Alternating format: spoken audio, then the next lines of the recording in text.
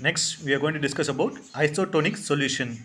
Iso means equal, tonic means strength. The two solutions having same osmotic pressure at a given temperature are called as isotonic.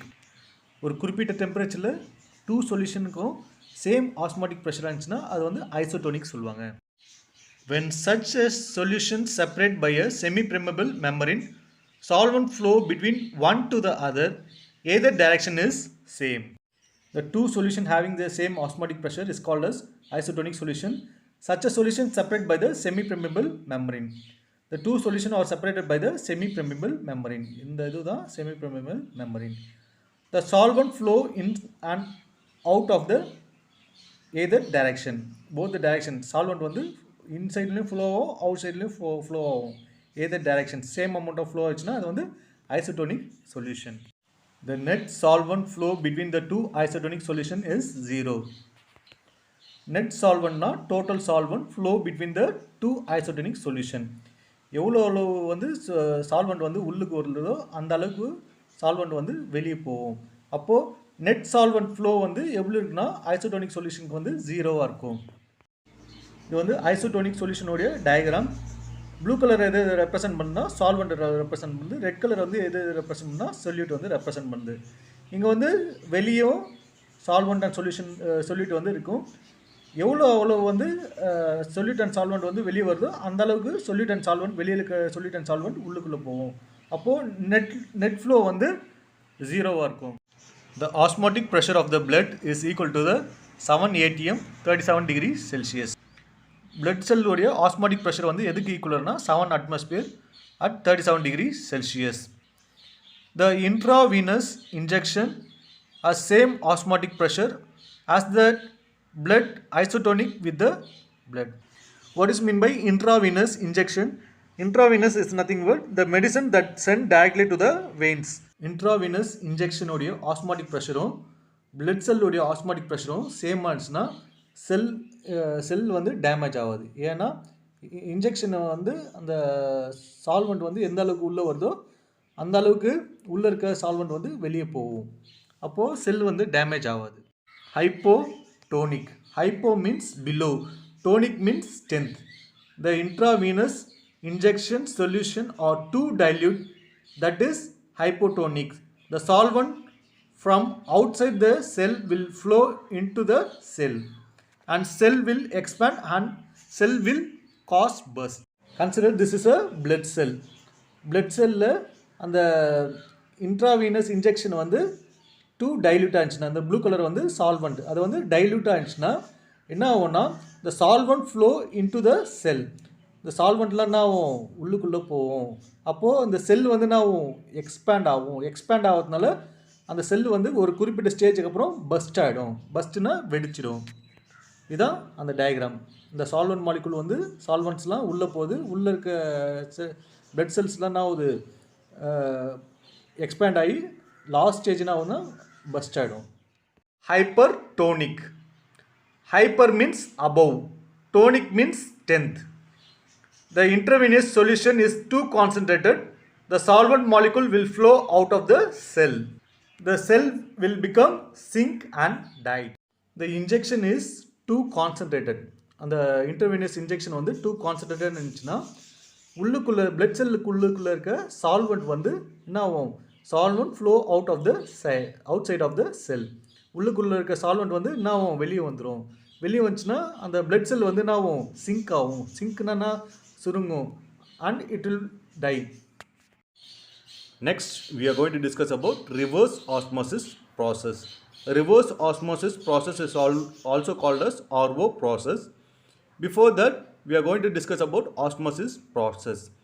Pure water moves through the semi-permeable membrane to the sodium chloride solution due to the osmosis. This is a diagram for the osmosis process. This side is solvent side, this side is solution side. Sodium chloride solution, this is solvent. Pure water is called as solvent. The pure water moved through the semi-permeable membrane. This is called as semi-permeable membrane. This solvent molecule, pure solvent moved to the semi-permeable membrane to the solution side, then it is called as osmosis process. This process can be reversed by applying the pressure greater than osmotic pressure to the solution. The pure water moved from the solution side to the solvent side. This process is called as reverse osmosis. Osmosis வந்து reverse பண்ணுறாங்க. Reverse பண்ணும்போது osmosis என்னென்னா சால்வெண்ட்லேருந்து solution சைடுக்கு வந்து pure water வந்து move ஆகும். Move ஆகும்போது water level வந்து இன்க்ரீஸ் ஆகும்.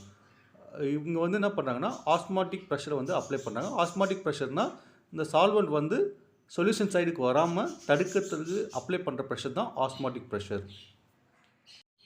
இதுதான் ஆஸ்மாட்டிக் ப்ரெஷர். ஆஸ்மாட்டிக் ப்ரெஷர் வந்து எதுக்கு அப்ளை பண்ணுறாங்கன்னா சால்வெண்ட் சைட்லேருந்து சொல்யூஷன் சைடுக்கு வந்து பியூர் வாட்டர் வந்து மூவ் ஆகாமல் ஸ்டாப் பண்ணுறதுக்கான ப்ரெஷர் வந்து ஆஸ்மாட்டிக் ப்ரெஷர்.